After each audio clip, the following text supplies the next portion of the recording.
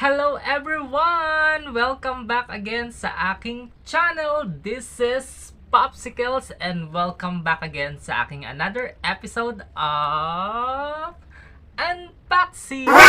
And so for today's video guys, ay muli po tayong mag-a-unbox at ang aking pong i-unbox ngayon ay yung mga na-receive ko pong gifts nung Valentine's Day, Hearts Day or Love Day nung February 14. Ayan. So before anything else, kung hindi pa kayo nakasubscribe sa aking channel, just subscribe. And don't forget to hit all the bell button para lagi kayong updated sa aking mga bagong video. So wag na po natin patagalin guys ang unboxing na ito at tara, samahan niyo ako. Let's go!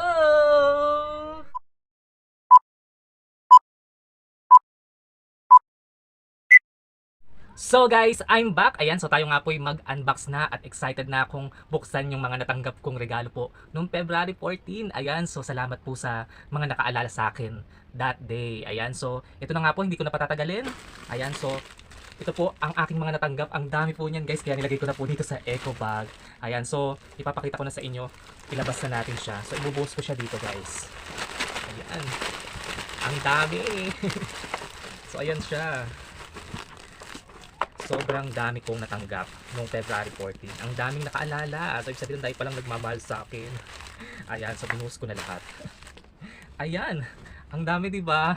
So, iisa-isahin natin yan ngayon guys. So, ang unang-una ko pong natanggap ay ito pong chocolate. Ayan, so meron po tayong Pacadberry Dairy Milk na roasted almond. Ayan, so thank you so much kay Diane Cristobal. Ayan, so unexpected, nagulat ako, inabutan niya ako ng chocolate. Ayan, ng Feb 14. So thank you so much. God bless you, Diane Cristobal. Ayan, and the rest is ito pong mga ibang natanggap ko ay galing po ito sa event po namin nung nagkaroon kami ng couples night. So may mga nagbigay po sa akin something na mga gifts. So meron po tayong natanggap na ayan, ganito po, lalagyan ng mga something liquid condiments. Tapos meron din tayong ganito. Ayan, so lalagyanan yata to ng toothbrush, toothpaste. Ayan, so buksan natin. So ayan siya. So meron tayong magagamit kapag nagta-travel. Ayan. Tapos meron din tayong ganito guys, parang pencil case siya. Ayan, so thank you so much. Tapos nakatanggap din tayo ng mga jelly ace, fruit jelly ace. Ayan. Tapos ayan, meron, nakakuha din tayo ng dalawa to eh. So I think nahulog pa siya. Ayan, so nakakuha tayo nito. Ayan, nahulog na siya. So ayan, meron tayong dalawang panghilod. Ayan, so buksan natin. So ayan, meron tayong ganito na gloves, tas may ganito. So dalawa yan eh. Buksan natin siya. Ayan, diba? Meron tayong mga panghilod dyan. So syempre, buksan natin. Ang hirap buksan. Ayun, nakuha natin. So ayan, meron tayong dalawang panghilod, 'di ba?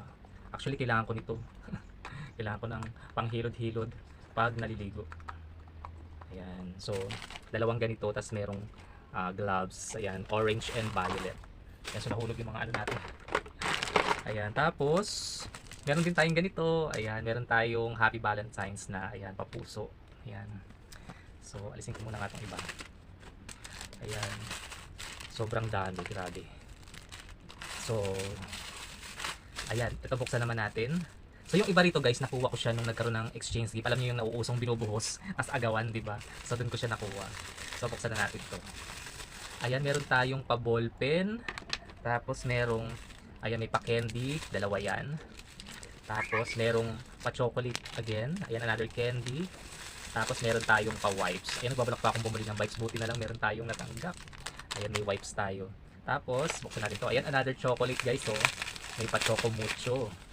Ayan, dalawang choco mucho. Wow. Ayan. So, next. Ito bigay sa akin ni Mami Pilar. Ayan, thank you so much Mami Pilar. So, ito raw ay yung pang handle ng case ng cellphone. Ayan, ang cute, diba? Wow, ayan. Tapos, ayan, ano pa ba? Ayan, binigyan ako ni Mami Josie ng dalawang jelly ace. Thank you, Mami Josie. Ayan. Tapos, ito pa. Ito galing naman to kay Mary Joy Duque. Ayan, thank you so much sis. Ayan, may pa ballpen ulit. Ayan, meron pa sanitizer or moisturizer ba yan. Chocolate ulit. At may notepad. Ayan, kailangan ko to. Tapos, ito galing kay Ate Marlene Agaser. Ayan, salamat sa Pamang Tomas. May Pamang Tomas siya. Tapos, may lalagyan. Ayan. Diba? So, ito pa another. Ito galing din to kay Mary Joy Duque. Ayan. So, hindi niya tayo ng more. So, may wipes again. So, another na mga ball pen. Ayan. Tapos, merong keychain na merong burst. Ayan, buksan natin. Ayan siya. Tapos, ay meron ulit na pang handle ng CP. Ayan. Tapos, ito pa. Another. So, galing din to kay Joy. Mary Joy Duque. So, binigyan niya ako ng madami. Ayan. So, another chocolate. Tapos, mga ayan, another ball pen. So, dami ko ng ball pen. Tapos, another notepad. Ayan. Sticky notes. Tapos, and the rest, ito pa pala. Ayan, galing naman to kay Hans. Ayan, salamat Hans sa pasibuyas at bawang. Kailangan ko to sa kitchen. Ayan, alam mo nung ano nagluto ako, no? Ayan, tapos ito nakuha ko dito sa ayan, sa event namin. So, peras at apple and ano ba to? Kiyat-kiyat ba? Ayan. Tapos meron din tayong ganito. Ano ba to? Saan natin? Oh, ayan, nail cutter set. Tapos may something na maliit na gunting. Hindi ko alam saan siya ginagamit. May tsane at merong pantanggal ng tutuli. Ayan, complete set. Ayan, thank you so much. Ayan po yung ating mga natanggap. At yung mga bata pong tinuturuan ko sa outreach namin sa Malabon, sa sementeryo. So, nagbigay sila ng mga letters. Ayan, nakakataba naman ng puso. Sweet ng mga bata. So, basahin natin isa-isa. So, ayan po. So, ito, galing daw kay Angel. Ayan. Oh, Angela. Ayan, sabi niya rito, kung wala po kayo dito, wala pong kakanta. Ayan. So, ganun lang talaga yung kasimple yung message niya. Totoo naman, kung hindi kami pumupunta doon, so walang nagwo-worship. Ayan. So, doon kasi sa gawain namin na yun, kami po ay nagwo-worship, kumakanta kami, pinapapurihan po namin ng Diyos. Ayan. So, thank you so much, Angela. So, kahit ganun lang yung, simple lang yung message ng bata. So, doon pinapakita na gustong-gusto nilang nagpupuri sa Diyos. Kaya nagpapasalamat siya. Ayan. So, ito naman, ayan. Ito naman ay galing kay Angel. Ayan, sabi niya, Kuya Kerubin. At ito ang laman sa kalagay, open. Ayan, so buksan natin. Ayan, ayun yung kanyang letter guys kung nababasa nyo. So sabi dito, Kuya Kerubin, thank you for teaching every Saturday and giving food for everyone and teach for thank you very much. Ayan. So nagpapasalamat siya kasi daw pumupunta kami palagi doon tuwing Sabado, nagtuturo nga kami at thank you for giving food. So kasi nagpipiding program kami doon, pinapakain namin yung mga bata and tinuturuan nga namin ang salita ng Diyos. Ayan, so thank you so much for the appreciation, Angel. Ayan, ang sweet naman. And another one. So nakalagay dito, to Kerubin, Happy Valentine's Day po. Ayan. So open po, sabi. So basahin natin. So, to Kerubin from Aika. Ayan, sabi niya, maraming salamat po sa pagtuturo at sa pagpunta nyo dito at nagpapasalamat din pala ako sa inyo dahil kung wala po kayo dito, hindi po namin kayo makikita o makikilala. Tama nga naman. At hindi rin kami makakarinig ng salita ng Diyos. Amen. At maraming salamat din po sa inyo. Kung wala rin kayo dito, kung wala kayo at hindi kayo nagtuturo sa amin, hindi ko mababago yung ugali ko. Salamat po talaga. Happy Valentine's Day. Wow. Grabe naman si Aika. So, nagpapasalamat siya kasi nga nagtuturo kami ng mga salita ni Lord at kung hindi raw kami nagtuturo, hindi raw mababago yung kanyang ugali. So, ibig sabihin, meron talagang nababago kapag nagtuturo tayo ng salita ng Diyos. So, hindi makakalain yung mga bata is makakapagsalita ng ganito, di ba? So, ibig sabihin, nauunawaan nila yung kanilang mga pinag-aaralan. Amen? So, thank you so much, Aika. So, meron pa tayong dalawa. So, ito naman ay galing kay Bella. Ayan. So, sabi niya, Kuya Kerubin. Ayan. Nakikita nyo guys, talagang may drawing pa, di ba? So, sabi niya, salamat po dahil palagi mo po kaming tinuturuan ng magandang salita. Ayan. Ayan, nagpapasalamat. Ayan, kami. Ayan, sa ano to, kapatawaran at kapwa. Sana walang magkakasakit sa inyo. Ayan. Nagkipray niya ako, lalo na kay Pastor. Ayan, at salamat sa turo nyo kung hindi ko kayo nakilala, hindi magbabago ang ugali ko. Sana palagi kayong makapunta. Salamat po. Amen. Ayan, so si Bella ay nagpapasalamat kasi kami pumupunta nga doon at nare-realize niya rin na kung hindi raw sila nakakapakinig ng salita ng Diyos, hindi rin daw mababago ang kanyang ugali at nagpapasalamat daw siya especially kay Pastor, si Pastor Ronnie, yung aming pinaka-leader doon. And hinihiling niya na sana daw palagi kami makapunta. Ayan. So as long na leading ni Lord Bella is hindi kami matitigil sa pagpunta sa inyo at hindi kami matitigil na ituro ang mabuting salita ng Diyos sa inyo. And the last letter na ating na-receive. So, ito na pala bigay ni Bella kay Pastor Ron. So this is not mine. Ayan, napasama lang. So ayan po, that's all. Ito po yung pinaka-final na tanggap ko. Huling natanggap ko po ay nung nagpunta po kami sa isang church doon po sa Santa Mesa, Manila. Doon po is nag-preach po yung aking pastor at sinamahan ko po siya. At naka-receive po ako nitong napakagandang keychain. Ayan, bubuyog siya. So buksan natin para makita niyo.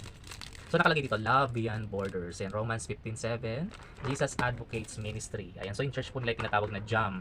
Ayan, JAM Church. Ayan, so buksan natin. Ang ganda nyo guys, oh. O diba? Ang cute. Diba? Ang cute ng bubuyog. Ayan, so meron naman akong pangsabit sa aking bag. At ayan.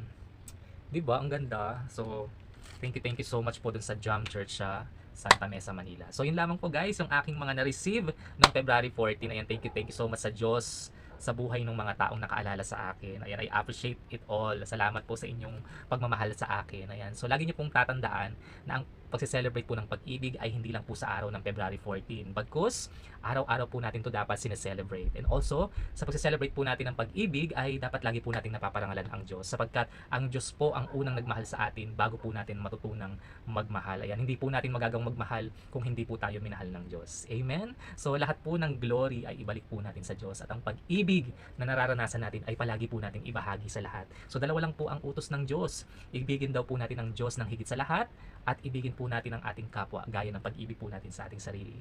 So, yun lamang po. So, I hope na enjoy niyo po itong aking unboxing today at maraming salamat po sa lahat po ng mga nanonood dyan. Mega love shoutout po sa inyong lahat and also mega love shoutout sa all my Popsi Fans members. I hope na hindi po kayo magsawa. Sana po ipatuloy niyo po akong suportahan at mega love shoutout din po sa mga solid whitey friends ko na busy man sila pero I know naman na hindi niyo ako nakakalimutan. Ayan, so hanggang dito na nga lang po ang ating unboxing na to and I hope you like, comment, and share this video. Have a great day and God bless everyone. Always remember, Jesus loves us all. So bye bye guys. God bless.